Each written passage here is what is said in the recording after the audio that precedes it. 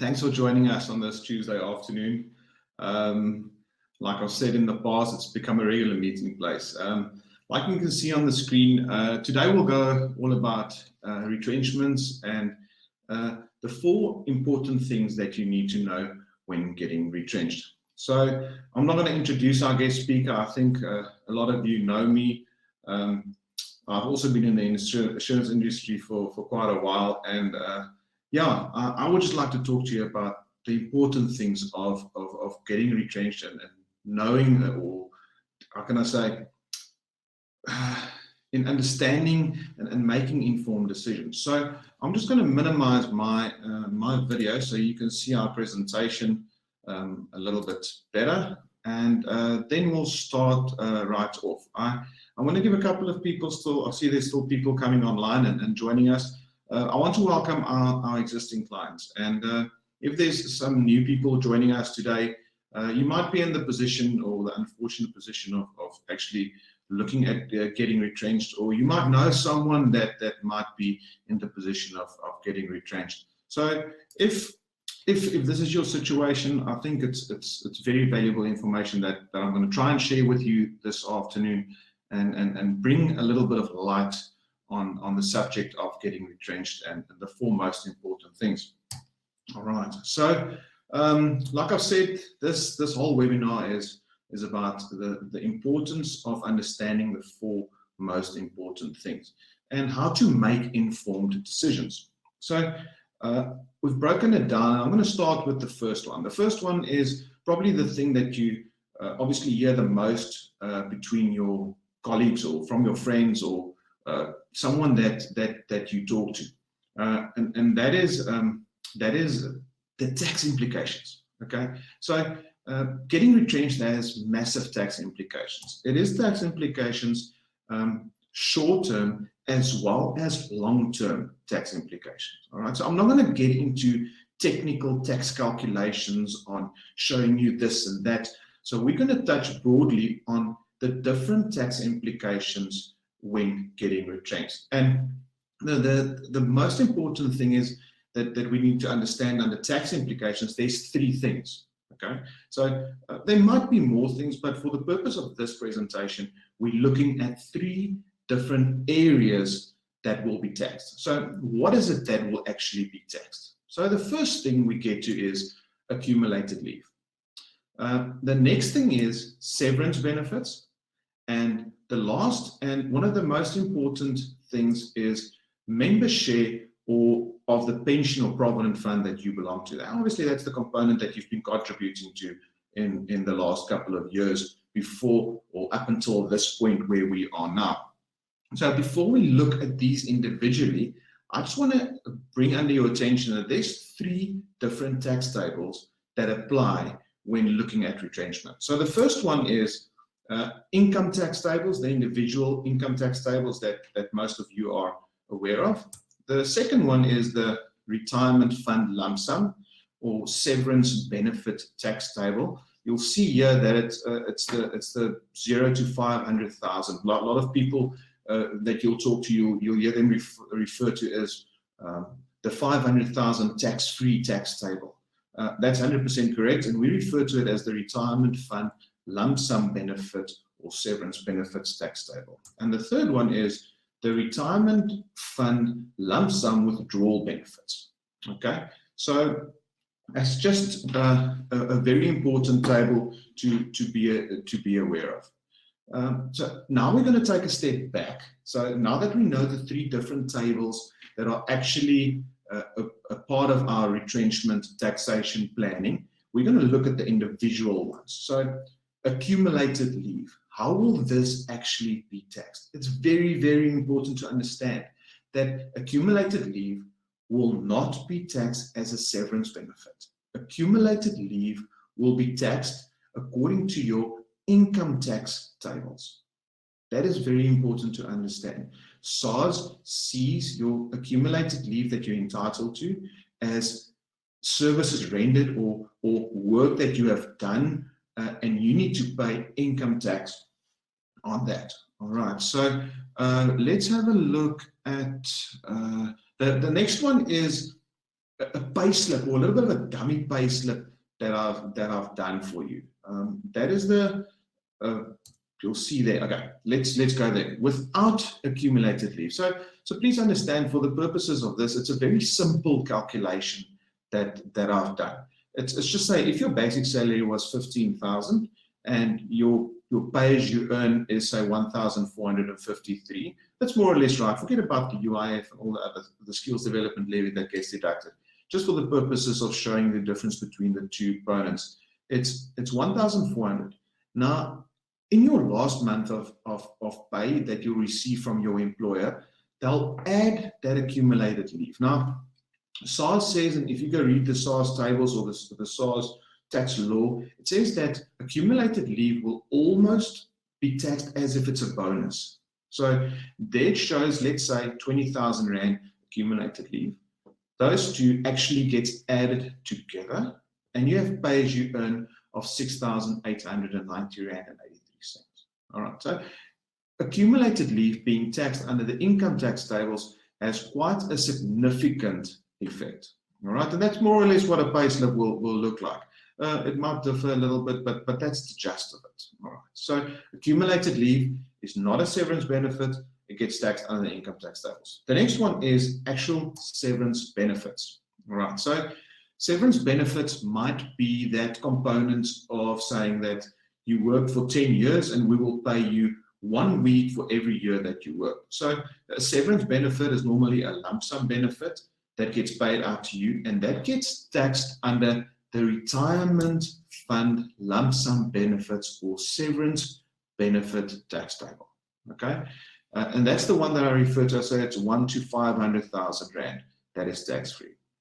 So it's very important to understand that your severance benefit does not attract income tax, but it gets taxed under the retirement fund lump sum. Now, just before we go further, the next thing, and I've put it big there, is important, and this is important to remember. Okay, SARS will keep track of any amounts that you receive under your severance benefits, not only once, but for the whole period, your whole life. So it's very important to keep track of the severance benefits that you get, because it will have a direct impact on the tax-free component or the taxable component when you retire one day. Now, there might be some of you listening in today that's quite young, and you might be in a position that in the next 20 years ahead of you, you might get maybe retrenched again, or you might resign, or whatever the case might be. So please do keep track of all the severance benefits that you receive, because when you retire one day, and we at Good for Sure, we ask it to our clients on a daily basis that we are certain retirement. So in the past, did you receive a severance benefit? It's like, yeah, I remember maybe in 19, yeah, I know it was a long time ago. And the problem that you sit with then is when you apply for that tax directive, or you do your calculations about, let's say, how much we're going to take out of your pension one day when you retire at a lower tax rate, we get a little bit of a kickback from SARS and say, but yeah, you received this, and then you get less out. So just for purposes of this presentation, remember the amounts that you receive under your severance benefit. The next one is your member share or your provident or pension fund. All right.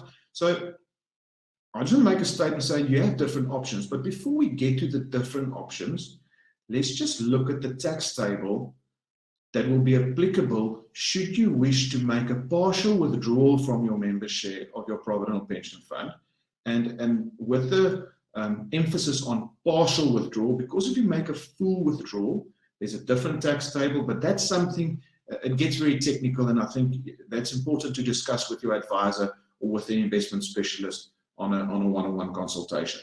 So for the purposes of this, should you make a partial withdrawal, the tax table that would be applicable to your withdrawal component will be the 0 to 25,000.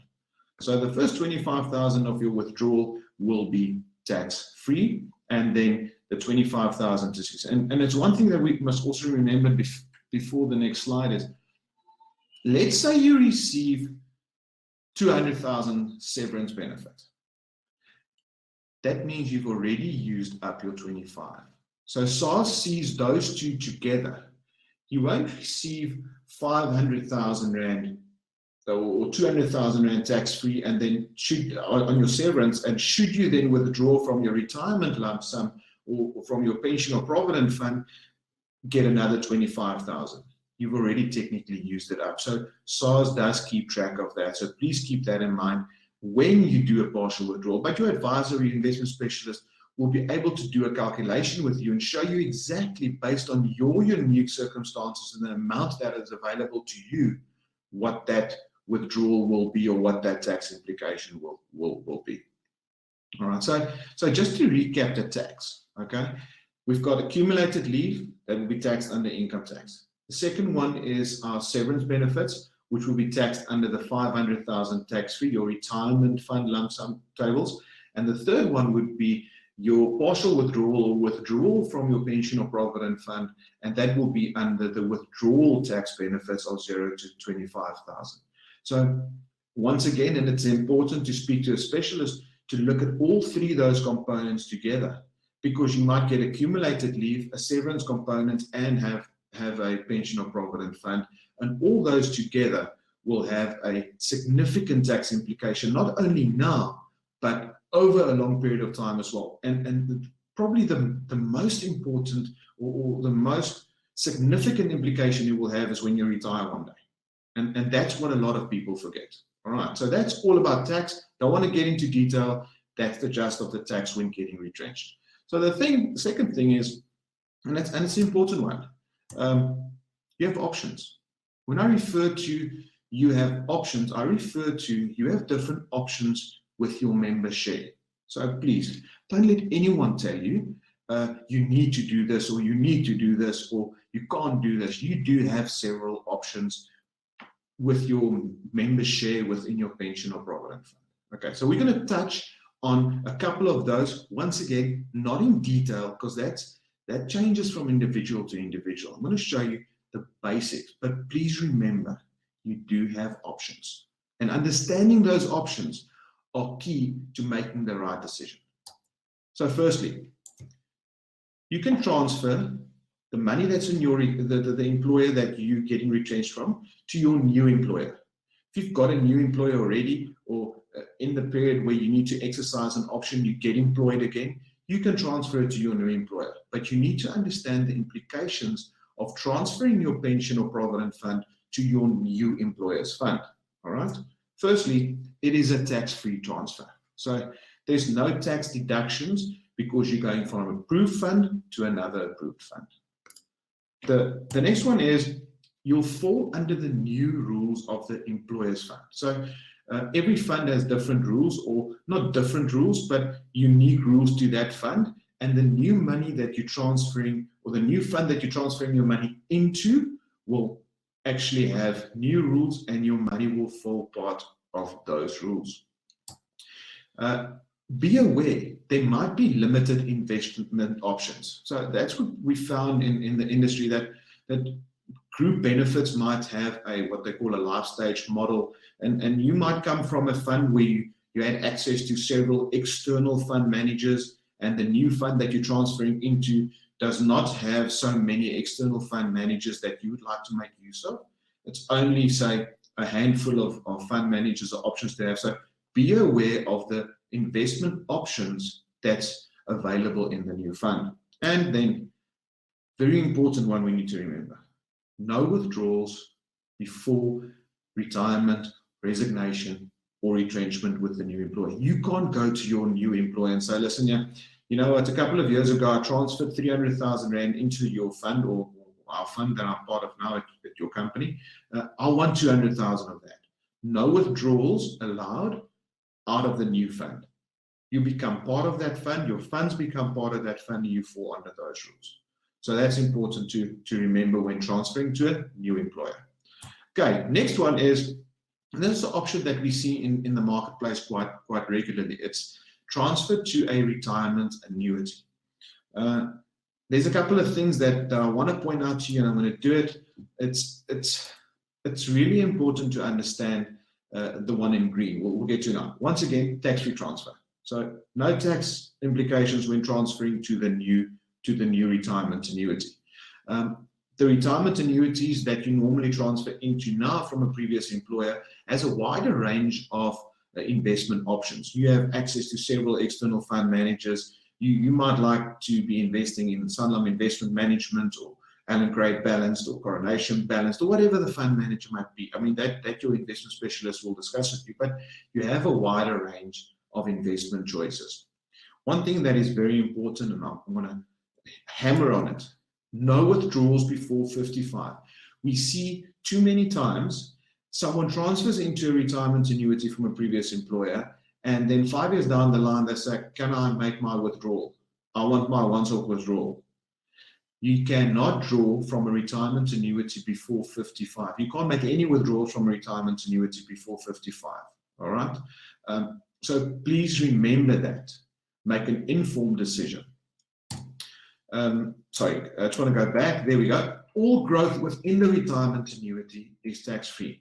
What that means is within your retirement annuity and within the investment funds, you receive interest, dividends, and capital gains. Those three are all tax-free within a retirement annuity because it falls under the Pension Fund Act and there's zero tax on those returns. So that's a big benefit within the retirement annuity.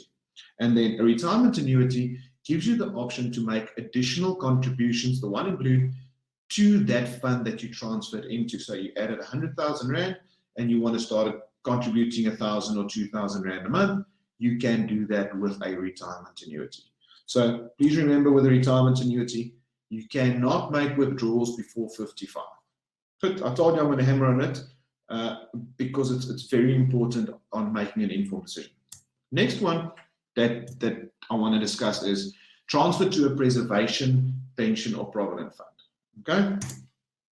So once again, in red here, it's a tax-free transfer. Just like a retirement annuity, just like with transferring to a new employer, it's a tax-free transfer because it's approved fund to approved fund.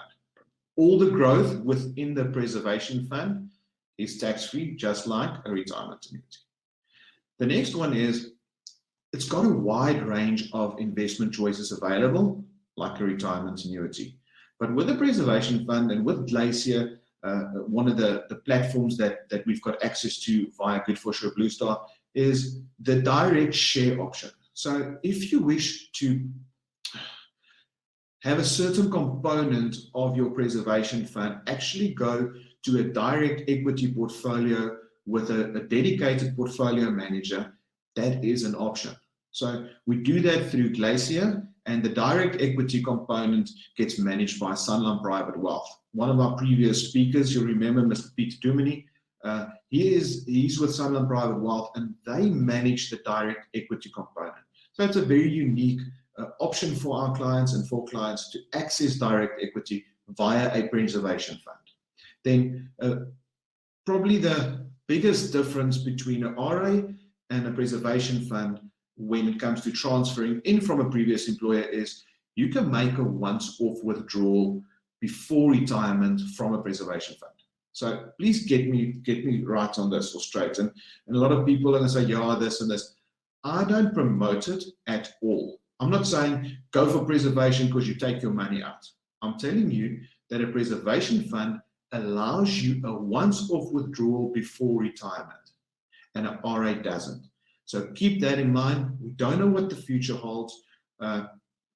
It's always good to have that back door open to access some money if it's a last resort for you or your family. All right. So it's a very important one. A preservation fund allows you a once-off withdrawal prior to retirement. Okay, and then with a preservation fund, there's no additional contributions allowed. It's not like an RA. A preservation fund is typically and exactly what its name says it is. It's an investment vehicle that's designed and created to preserve pension or provident fund money up until retirement, and then you retire from that. It's not there to make additional contributions. It's there to make your money grow, tax-free, within a good portfolio up until retirement. Okay, so, and then the last option, withdrawal of funds. Good. So, and it's here where the tax comes in again. And the withdrawal of funds goes on to my next point as well. So let's just look, what is the implications should you withdraw your money? So when you make a withdrawal, the funds will be taxed when the money gets paid out of your pension or provident fund. Okay, so once again, should you make a partial withdrawal, meaning that you've got 500,000 Rand in your pension fund with your employer that you got retrenched from, you want to take out 100,000 Rand and you want to transfer 400,000 Rand, say, to a preservation fund, that 100,000 Rand that you withdraw will be taxed. That's a partial withdrawal and it will be taxed under the withdrawal tax tables. Okay. And like I said, should you want to draw all your money, there's a different tax table, but that's a discussion that you need to have with your investment specialist and your advisor, because it gets a little bit more technical. All right. So the funds will be taxed when you withdraw it. It's not a tax-free withdrawal like the other ones that it's a tax-free transfer. You'll pay tax, and it's quite a hefty sum of tax. Now, once you've withdrawn that money, you can go invest it with the bank or put it in shares or do whatever you want with it. Let's say you do go and invest it. Now you've made pension money, discretionary money after you pay tax. The growth on that investment is taxable. The interest, dividends, and capital gains is taxed. So you not only pay tax on the amount you withdraw, you actually pay tax on the growth that you receive within that investment as well. So keep that in mind, whereas when you transfer money to a new employer preservation fund or an RA, it's a tax-free transfer and the future growth is tax-free. Where with the withdrawal, you pay tax on the withdrawal and you pay tax on the growth that you get in the investment. So keep that in mind when speaking to your specialist or your advisor on making an informed decision. And yeah, that is it. That's your options. That's the different options that you've got with your member share of the fund. All right. Then the next one, it's quite an interesting one, people. It's not something we think about normally when we're in a position of getting retrenched. It's risk cover. Now, it's a very important point in the four most important things to know when getting retrenched. And why do I say that is? Currently, you might have life cover, disability cover, severe illness, income protector benefits, or funeral benefits under your group scheme, under your group benefits. And when you get retrenched or you leave the employment of the company, these benefits fall away. You've got less life cover, less disability. In some instances, you might not have any disability or life cover because you only had the benefits that you had with your employer. So there is a situation where your employer gives you an option or has the option on the benefits or on the how can I say, on the group scheme to do a conversion. I'll talk about the conversion now, but doesn't matter if your group scheme has a conversion or does not have a conversion. You need to speak to one of these guys to help you make sense of the benefits you will be losing under the risk benefits and see if it's left any gaps in your financial planning. All right, it's very important. Conversion or not, it does not matter. If there's a conversion option, we can assist you in exercising those conversion options or putting you in contact with someone that can assist you in exercising the conversion option. But with not having a conversion option, you might be in a situation where you have 2 million less life cover than you used to have, or you might not have any funeral benefits or dread disease cover. So getting retrenched and your risk cover, it's very important to reevaluate your portfolio to make sure there's not big gaps that can put you and your family at risk. So let's say there is a conversion option. I want to show you just quickly how it works and what a conversion option works. Let's say you worked for Mashlangu Construction, got retrenched. The first thing you need to do is you need to find out, does the company's group benefits have a conversion option? Let's say they do. You need to find out who is the insurer or the underwriter of this group benefit and find out what the option duration is. Because normally how it works is you've got a certain amount of time to exercise that conversion option from the date of last employment or since they start processing your exit. It differs from company to company. But you need to find out how many days you have to convert it to an individual policy. So you need to speak to someone, one of us, one of these guys on that screen, and they'll be able to help you in exercising this conversion option and issuing you with a new life policy based on your risk benefits. If there's any gaps that has come to life or any gaps that has arisen or come into your risk portfolio. So it's a very important component. You will lose risk benefits when you get retrenched, and you must make sure that you are not at risk. Now, that's it for risk. The fourth one is probably, it should be number one, but I've kept the best to last. And this is, and how can I say, this is for me, it's a passion. And you'll see why I say I'm passionate about this component. And to my young clients, I mean, they know. I always tell them, if you remember one thing when I walk out this room, a bus might hit me, but please remember the following.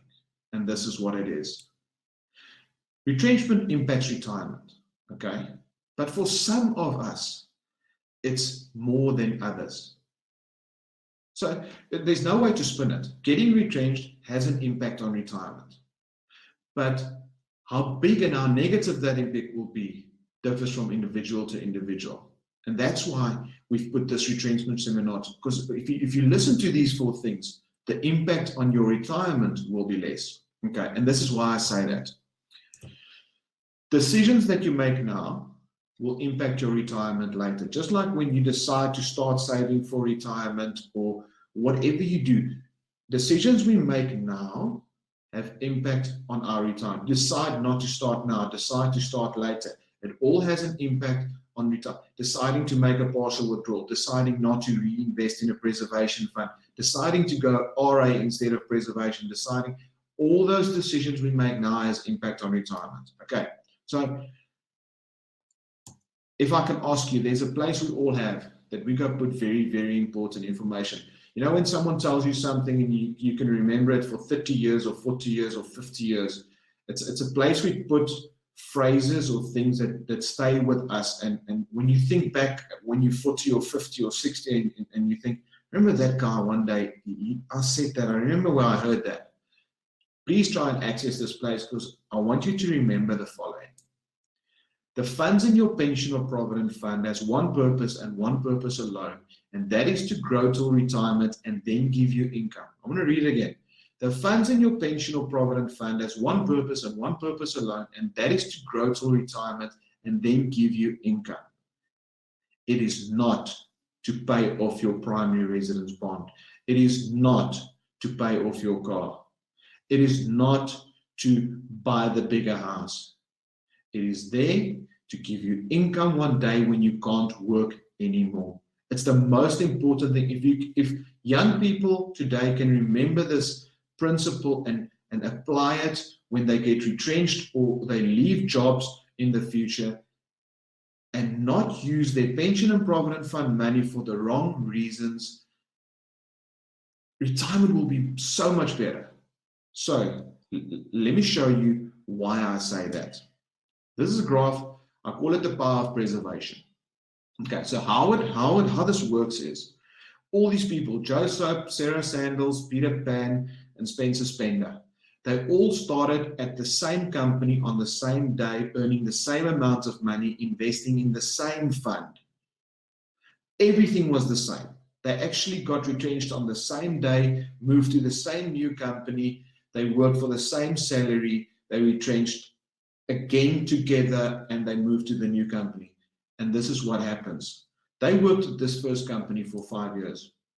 All of their pension funds individually was 100,000 Rand each. So Joe Soap decided to take that 100,000 Rand when she or he got retrenched, together with Sarah and Peter and Spencer, and put it in a preservation fund. They all go to the new company, they work for 10 years. They get retrenched again. Higher salaries, inflation, all those kind of things. They had 250 in their pension funds. Okay? So this time Sarah decided, you know what?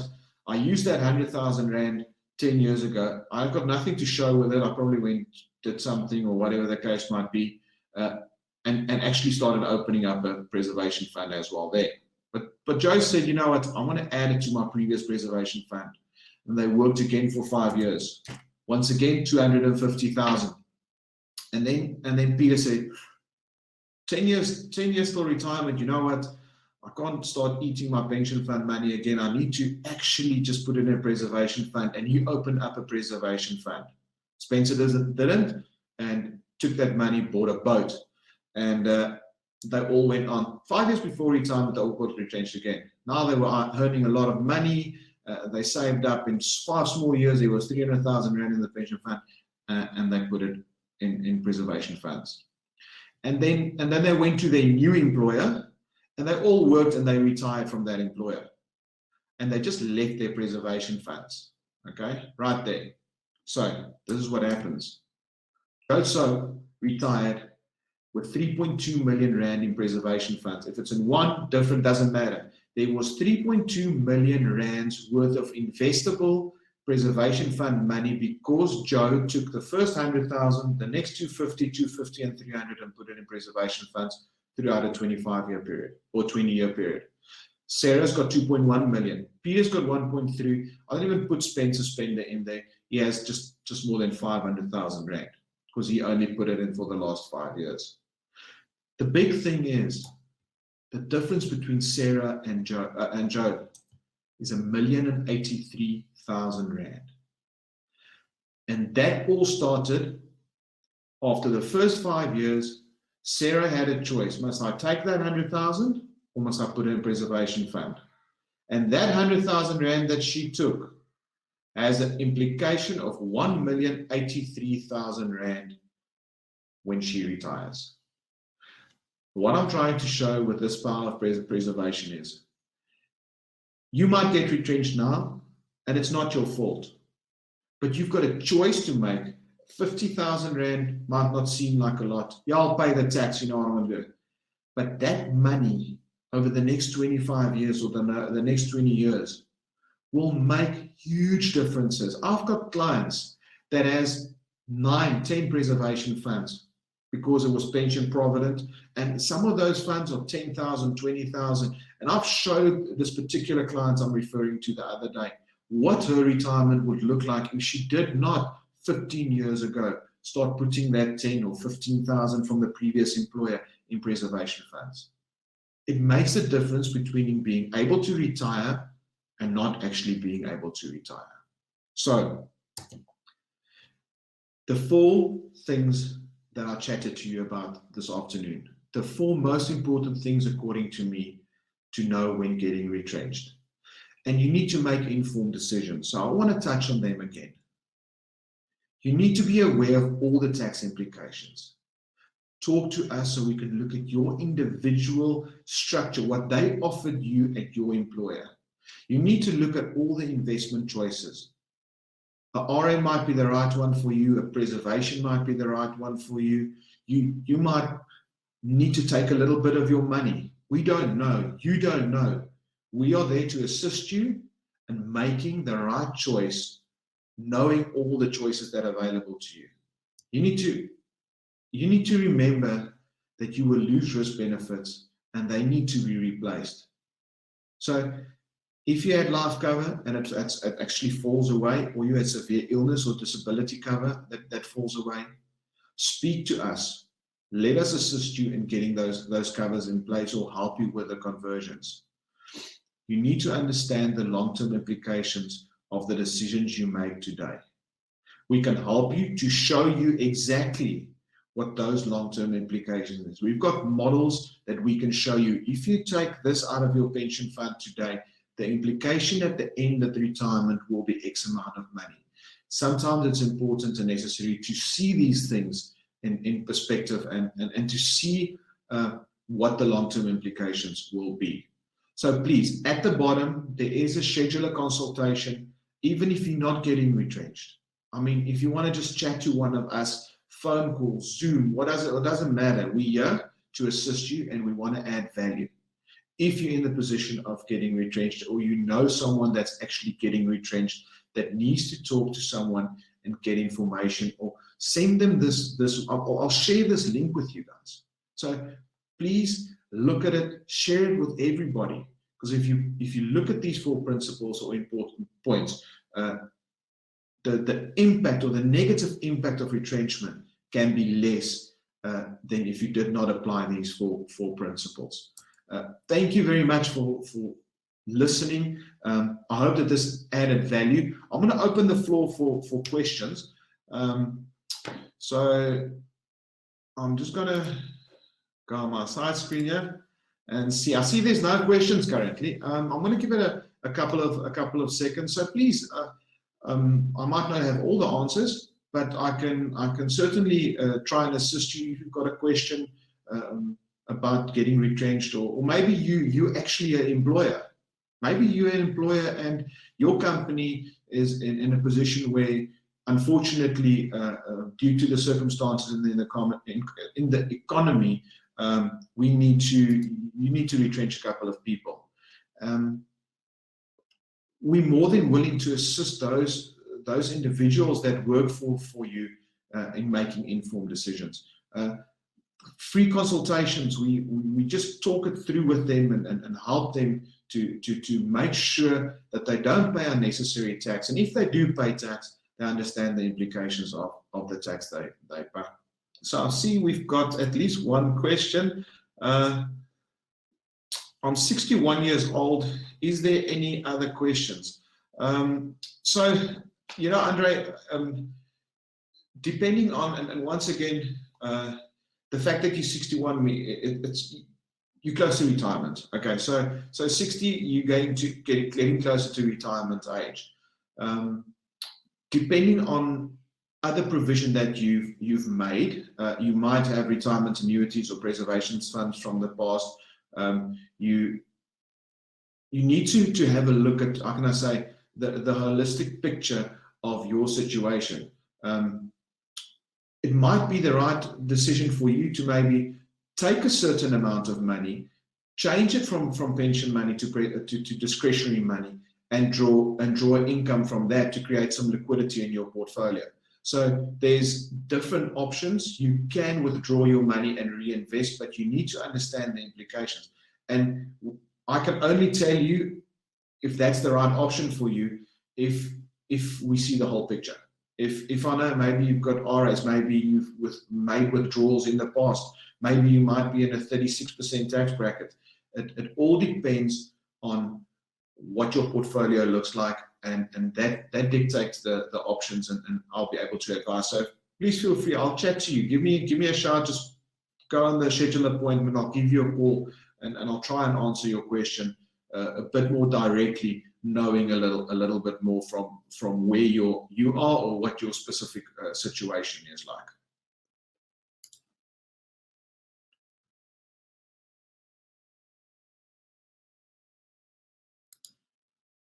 Quibus, okay, 58 years old. Should I put cash into my provident fund?